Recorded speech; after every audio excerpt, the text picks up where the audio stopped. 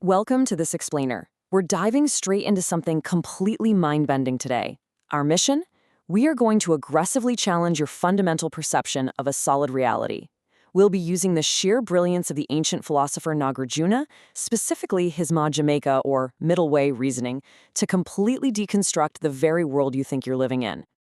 Just take a look around you right now. You intuitively trust your physical senses to survive, right? I mean, of course you do.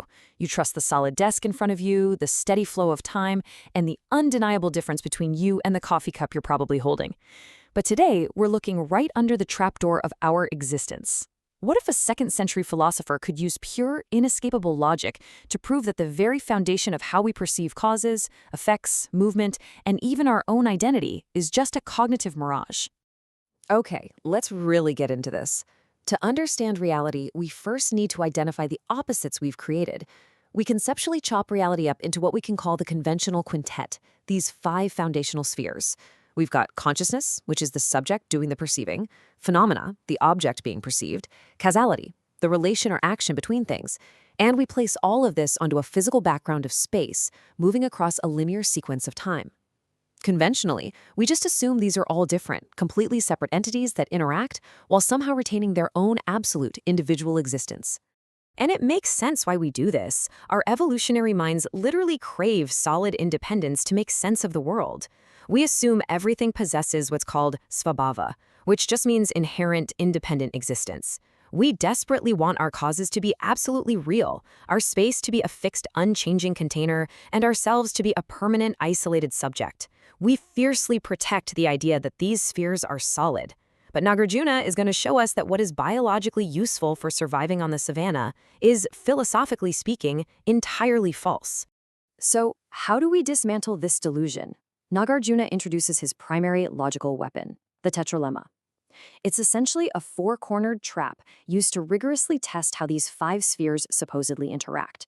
Instead of a basic true or false, the tetralemma forces us to examine 4 distinct possibilities for any relationship.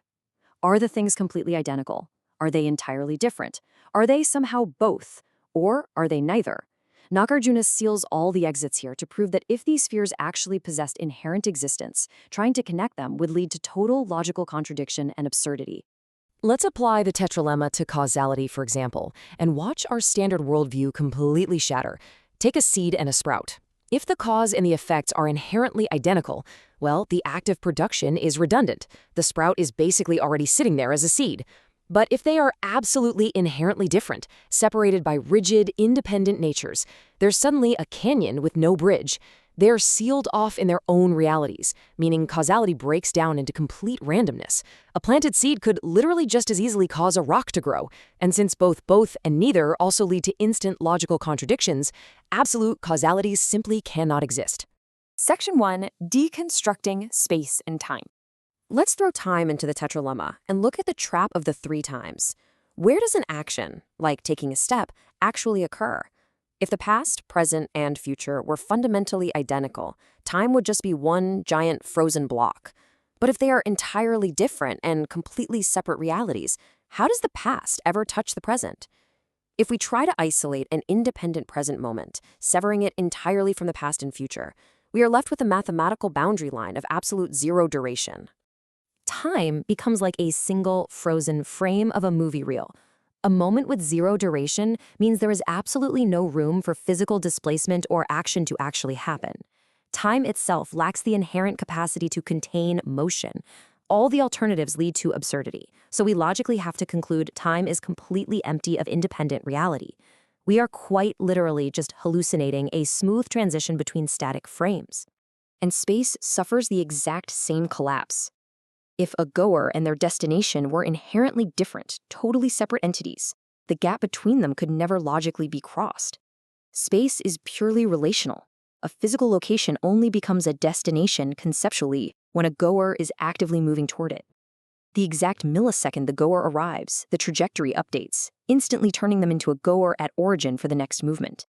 The spatial boundaries and the entities within them are fluidly, inextricably tied together. They are completely empty of inherent existence. Section 2. Consciousness and Phenomena. Think about a security camera bolted to a wall, filming a parking lot. This is the ultimate representation of our common sense realism. We assume there's an inherently separate observer, the camera, or the self, that just simply records an independently existing reality out there, the parking lot, or the outside world. We navigate our entire lives on this premise of subject-object dualism. But here is the logical collapse. A camera cannot film its own lens. Sight cannot see itself. If a perceiver cannot establish its own reality independently by perceiving its own nature, it definitely can't possess a standalone, inherent power to see other things. The subject and object are not separate. They are inseparable, co-emergent, and co-evolving. Consciousness only emerges in strict dependent origination with an external object, exactly like a mirror reflecting a mirror. The act of perceiving is precisely what gives birth to the perceiver. Section 3. The union of two truths. So, the entire logical scaffolding of our 5 spheres has collapsed. Time, space, causality, consciousness, phenomena, none of them exist independently. Now, to avoid spiraling into a nihilistic void here, we absolutely must look at the union of the two truths. On one side, we have the ultimate truth. Reality is completely empty of inherent existence. There are no solid, independent essences anywhere. But on the other side is the conventional truth. In the everyday realm, these spheres are highly functional. They are mere designations, conceptual tools co-imputed by our minds to help us navigate a beautifully fluid web of conditions. These two truths are in perfect union. Emptiness isn't some dark, depressing void. It is the absolute prerequisite that allows for change, flow, and life. If space, time, or causes possessed a permanent, hard shell of inherent reality, the universe would be completely frozen. Nothing could ever interact. Things can only cause other things precisely because they lack a rigid essence. Let's lock this in with a truly beautiful analogy from the ancient texts. Reality is like an echo in a canyon. An echo undeniably functions, right? You can hear it, it can scare a flock of birds, it has a conventional cause. But if you try to reach out and physically grab the echo, your hand just closes on empty air. This perfectly captures the illusoriness of the 5 spheres. It is undeniably there, yet not there. So we apply the generalized tetralemma to finally transcend all of our exhausting cognitive frameworks. Reality simply cannot be pinned down. It isn't purely objective, with a fixed world out there. It isn't purely subjective, where it's all just a dream in your head, because we already proved the independent head doesn't exist either. It's not a relational combination, it's not both, and it's not neither. It defies our clumsy, categorizing language entirely. Section 4. The liberating middle way. Which brings us to the practical magic of this whole explainer. This philosophy wasn't written just to win clever debates. It's a profound psychological intervention. How do we actually live tomorrow morning, knowing our conventional reality is just an illusory echo? We adopt the cognitive behavioral strategy of the middle way, acting without acting. You still play the game of life. You stop at red lights, you pursue careers, you engage deeply in relationships, but you do so entirely from the psychological delusion of permanent reality. You act skillfully, but you drop the crushing absolute weight of the destination. When you finally drop these strict boundaries between the subject, the action, and the object, something really profound happens. You perceive everything as primordially equal, pure, and one in the non-dual sense. If the boundary between you and the external world is a conceptual illusion, then the suffering of the world is physically and inextricably your own. And this isn't some heavy moral command, it's just an ontological fact. Dropping the boundary naturally gives rise to boundless, spontaneous compassion. Let's wrap up with a final thought here. If every destination immediately becomes a new origin in a centerless fractal cycle, and if the biological and psychological you who arrives is entirely dependently originated by the journey that just happened, then the person who started the trip never actually arrives. You are a verb masquerading as a noun. So as you step back into your day, I leave you with this. If the goer is constantly being rewritten, who exactly is arriving at your destination?